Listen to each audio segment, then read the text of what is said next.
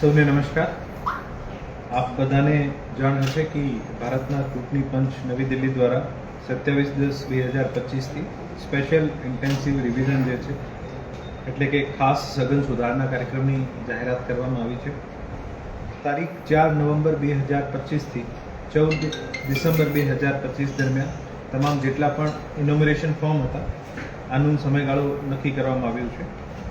રાજકોટ જિલ્લાની કુલ 8 વિધાનસભા મત વિસ્તારમાં સમાવિષ્ટ કુલ 23,91,027 મતદારોની બીએલઓ દ્વારા ઘરે ઘરે જઈને ખરાઈ કરવામાં આવી છે અને આ મતદારો પૈકી 8,23,668 મતદારોએ પોતાને 2002ની યાદીમાં નામ હતું એવી રીતે સેલ્ફ મેપિંગ કરી છે.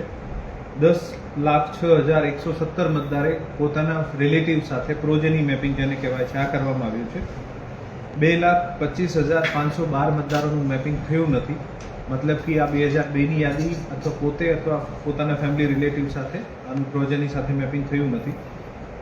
89,553 મતદારો જે છે અવસાન પામેલ છે, આનું નામ મતદાર યાદીમાંથી કમી કરવામાં આવ્યું છે.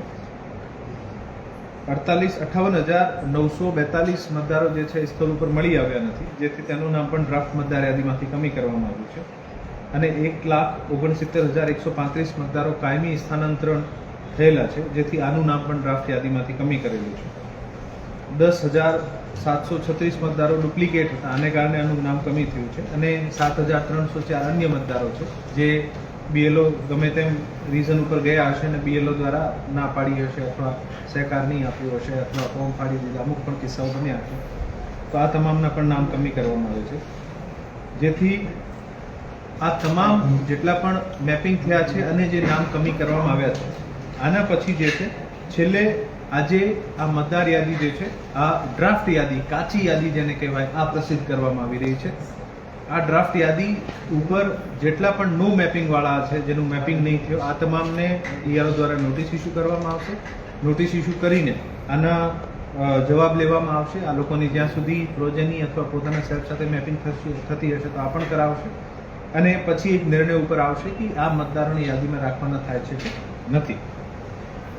આ સંપૂર્ણ પ્રક્રિયા પારદર્શક રહે, સંપૂર્ણ પ્રક્રિયામાં દરેક સ્ટેક હોલ્ડર્સ શામેલ રહે અને દરેકનો સુઝાવ પણ લેવામાં આવે. આ ઉદ્દેશ્યથી અત્યાર સુધીમાં રાજકીય પક્ષો સાથે કુલ 5 મિટિંગો કરવામાં આવી છે અને દરેક વખતે રાજકીય પક્ષો દ્વારા જે પણ સૂચન કરવામાં આવ્યા છે આ સૂચનાઓને અનુસરીને આપણી કામગીરીને વધુ ઇઝી અથવા વધુ ફ્રેન્ડલી બનાવવાની કોશિશ કરી છે. આજે 19 ડિસેમ્બર 2025ના દિવસે જે ડ્રાફ્ટ મતદાર યાદી છે, મુસદ્દા મતદાર યાદી છે, આ તમામ 8 વિધાનસભાનો જે છે આની જાહેર કરવામાં આવી છે. આ મતદાર યાદીને આપ કલેક્ટર કચેરી, તમામ મતદાર નોંધણી અધિકારી શ્રી, મામલતદાર કચેરી, મદદનીશ મતદાર નોંધણી અધિકારીની કચેરી અને નિયુક્ત મતદાન મથકો આ તમામ જગ્યાઓ ઉપર જોઈ શકાશે. સાથે સાથે આ મતદાર યાદી જે છે આ સીઓ ગુજરાતી વેબસાઇટ પર ઉપલબ્ધ છે. રાજકીય પક્ષોને પણ, જે મેં અગાઉમાં પારદર્શિતાની વાત કરી એવી રીતે રાજકીય પક્ષોને પણ એક યાદી આપવામાં આવી છે જે ડ્રાફ્ટ યાદી છે. સાથે સાથે જે વ્યક્તિઓના, જે મતદારોના નામ કમી થયા છે, જે એબસેન્ટ હતા, શિફ્ટ હતા અથવા ડેથ થઈ ગઈ હતી, આ તમામની યાદી પણ દરેક રાજકીય પાર્ટીને આપવામાં આવી છે, જેથી આ લોકો આનું નામ ટ્રેસ કરી શકે અને જે લાગતું હોય કે ખરેખર આ શિફ્ટ પરમાનન્ટલી નહીં થયા અથવા આ પ્રક્રિયા દરમિયાન એબસેન્ટ હતા પરંતુ આ અહીંયાના જ વોટર છે તો ફરીથી પોતાનો ફોર્મ રજૂ કરીને નવી જે ફાઇનલ મતદાર યાદી આપણી ફેબ્રુઆરીમાં પબ્લિશ થશે આમાં પોતાનું નામ ઉમેરી શકે છે. BLA મીટિંગ દરેક કક્ષાએ થઈ છે અને જ્યારે આ ફાઇનલી એબસેન્ટ, શિફ્ટ અને ડેથ વોટર્સ જેનું નામ કમી થવાનું હતું ત્યારે પણ તમામ BLAsને, તમામ પોલિટિકલ પાર્ટીઝના જે બૂથ લેવલ એજન્ટ છે આને પણ આ યાદી આપવામાં આવી છે અને ખૂબ જ બહોળી પ્રસિદ્ધિ કરવામાં પણ આવી છે.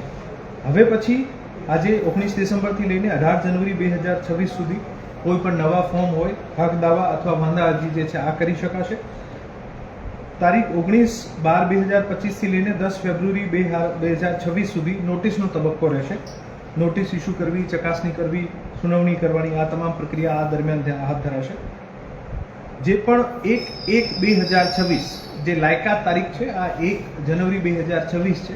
1 જાન્યુઆરી 2026 જેના પણ 18 વર્ષ પૂરા થતા હશે આ નવા મતદારો જે છે આ પોતાનો ફોર્મ નંબર 6 ભરીને નવીન જે ફાઇનલી 17 ફેબ્રુઆરી જે આપણી મતદાર યાદી પ્રસિદ્ધ થશે આમાં પોતાનું નામ એડ કરાવી શકશે. ફોર્મ નંબર 7 જે છે આ રદ કરવા માટે છે. ફોર્મ નંબર 6 જે છે આ નવા નામ નોંધવા માટે છે. અને ફોર્મ નંબર 8 જે છે કોઈ પણ ચેન્જીસ કરવાના હોય આપણે સુધારા વધારા સરનામું બદલવા માટે આને માટે ફોર્મ નંબર 8 છે. આ તમામ પ્રક્રિયા કરીને 10 ફરવરી 2026 સુધી તમામ વાંધા સાંભળીને આનું નિરાકરણ કરીને તારીખ 17 ફેબ્રુઆરી 2026ના દિવસે આપણે ફાઇનલ મતદાર યાદી જે છે આને પ્રસિદ્ધ કરીશું. અને જે પણ મતદારો આ પ્રક્રિયા દરમિયાન કોઈ પણ સંજોગોમાં જે સ્થળ ઉપર નહીં હોય, પોતાનું નામ બીજી જગ્યા હતા અને કામ કમી થઈ ગયું હોય અથવા 18 વર્ષના થતા હોય, નવું નામ ઉમેરવાનું હોય, સરનામું બદલ્યું હોય, જે પણ સંજોગ હોય આ તમામને વિનંતી કરું છું કે વધુમાં વધુ જ્યારે પણ આપને નો મેપિંગવાળાને નોટિસ મળે અથવા જે નવું આપણું નામ ઉમેરવા અથવા કોઈ ચેન્જીસ કરાવવાનો હોય ઝડપથી કરાવીને જેવી રીતે આપ SIRની પ્રક્રિયામાં સહયોગ આપ્યું છે એવી જ રીતે આપ આ ફાઇનલ જે મતદાર યાદી પબ્લિશ થશે આમાં પોતપોતાનો સહયોગ આપશો એવી મને આપ સાથે અપેક્ષા છે. સાંજ સમાચાર ફેસબુક પેજને લાઇક કરો, વિડીયો શેર કરો અને વધુ વિગતવાર સમાચાર માટે sanssamachar.net વિઝિટ કરો.